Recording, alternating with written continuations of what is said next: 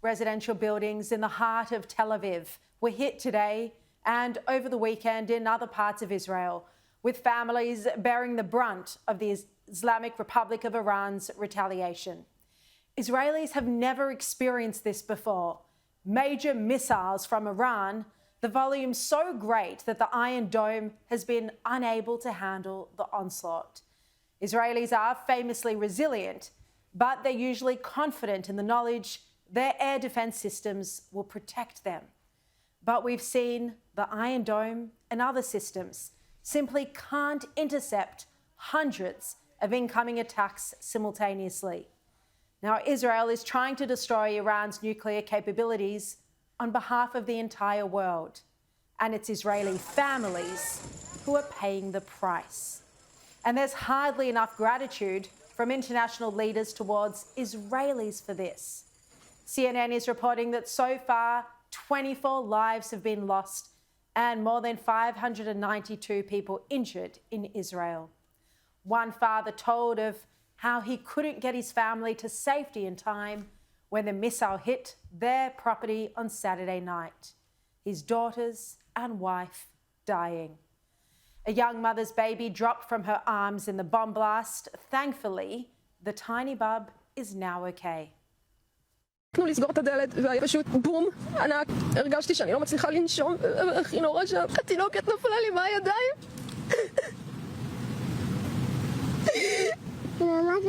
אמא קצת עצובה. הכל בסדר. והרמתי בכתה, אז הבנתי שהיא בסדר, לא קלטתי שנפצעתי. אבל ניצלתי. העניין שהכי הורג אותי, הייתה בחורה, היא באה פשוט עם פיג'מה, להיות איתי באמבולנס, באה איתי לבית החולים. And 3 children, an 8-year-old girl, a 10-year-old boy, and an 18-year-old boy were killed in a separate Iranian missile attack.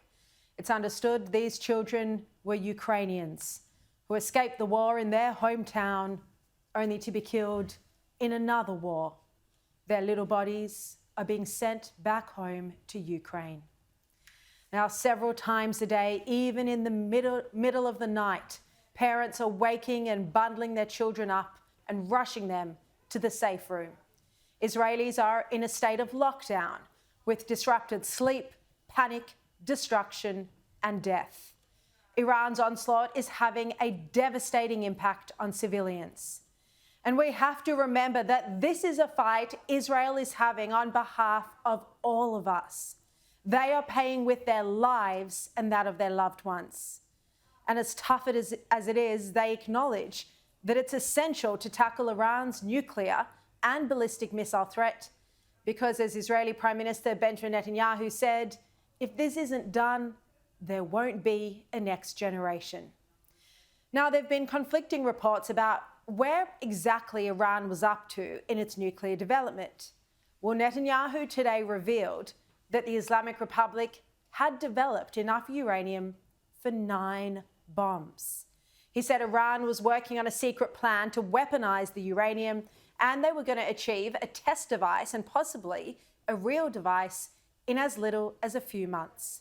He said he finally took action against Iran at what he described as the 12th hour.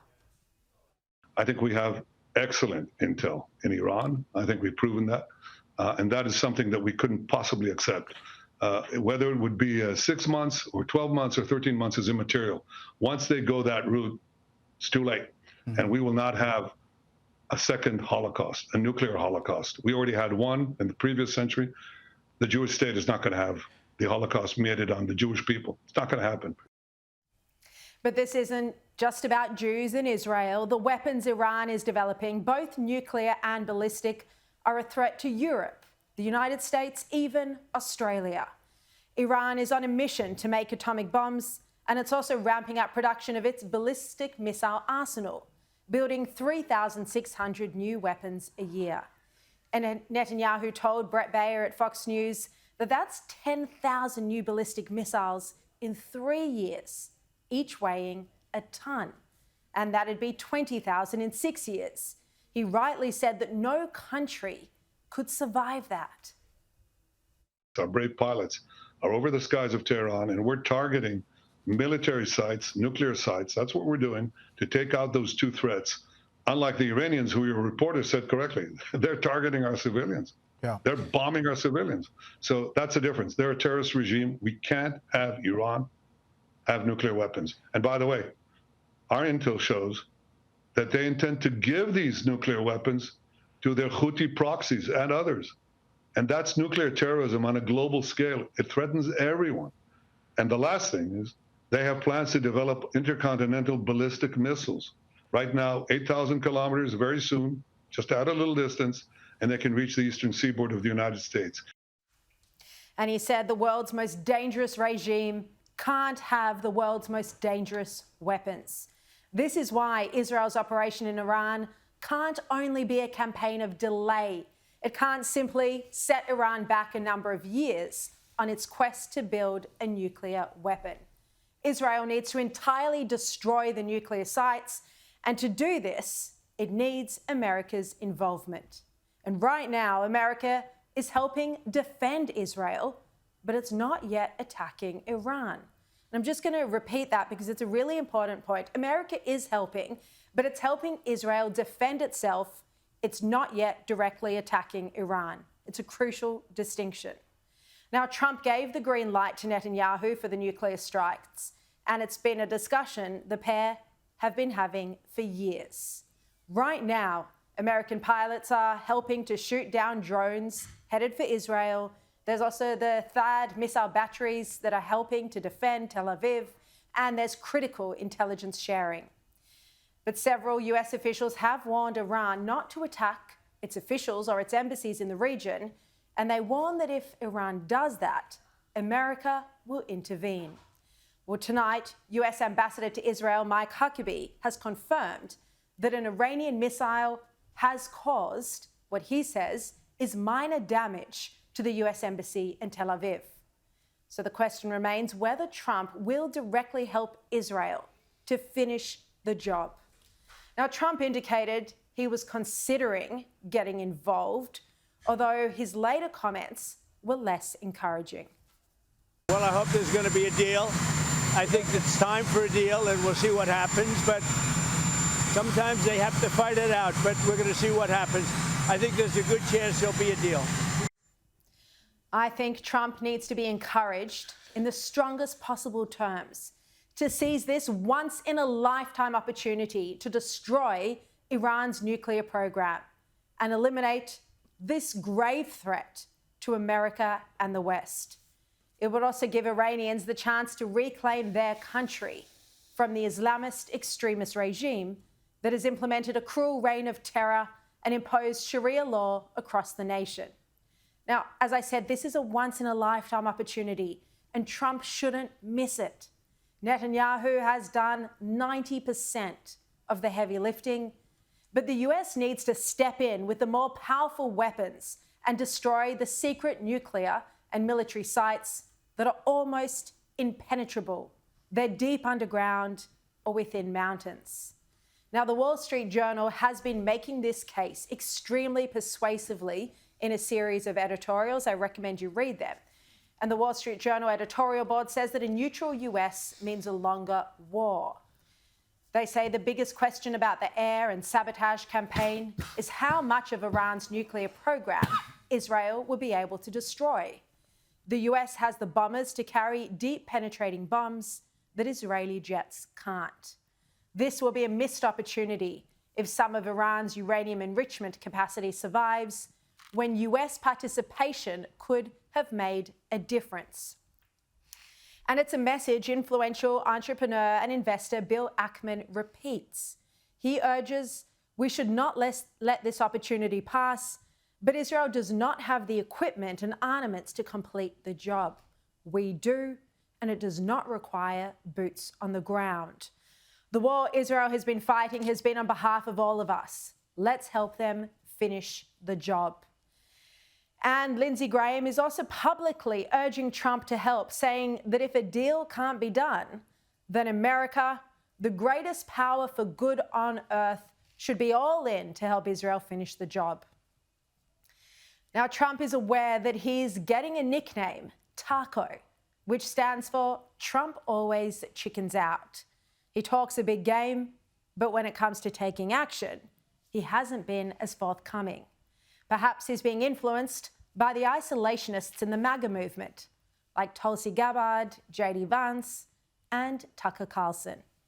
Well, it would be a shocking outcome if Iran continues to develop an atomic bomb because of these narrow-minded individuals who pander to a racist audience.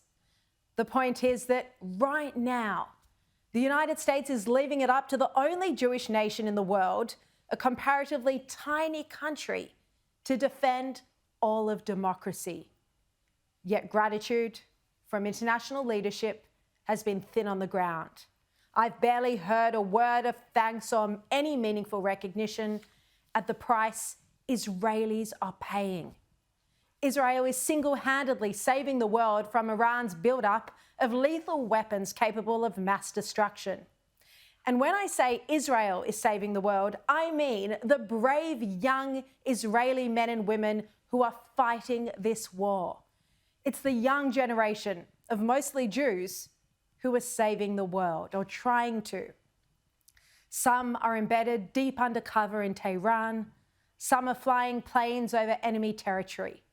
They're all taking grave risks and putting their lives on the line in defense of Western civilization. Meanwhile, international leaders like Keir Starmer, Anthony Albanese, Penny Wong and others can't bring themselves to say thank you. Netanyahu today referenced Winston Churchill's warning of the slumber of democracies. And it's true. The British Prime Minister who defeated Nazi Germany often spoke of the dangers of democratic complacency in the face of totalitarianism. And this is precisely what we're seeing.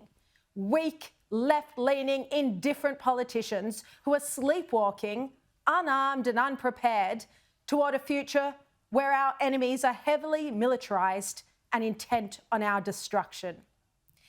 Israel's ambassador to Australia, Amir Maimon, put Penny Wong and her like-minded in their place when he said that Iran isn't hiding its intent, it declares it. He said, yet some still urge diplomacy as if words can stop warheads. He says this is how the conflict began. Israel cannot afford the illusion that existential threats are empty words. Well said.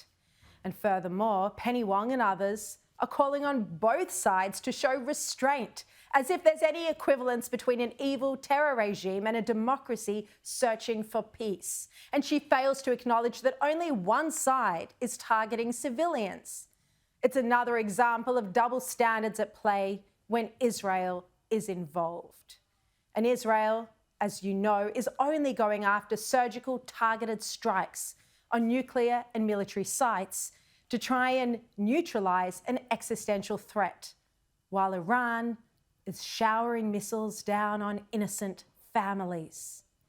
It's a simple statement of fact to say that the young Israelis fighting Iran right now have more courage and bravery in their bones than leaders like Albanese and Keir Starmer and Penny Wong will ever have. The young Israelis are coming face to face with an enemy that's only theoretical for the weak-kneed leaders of the West.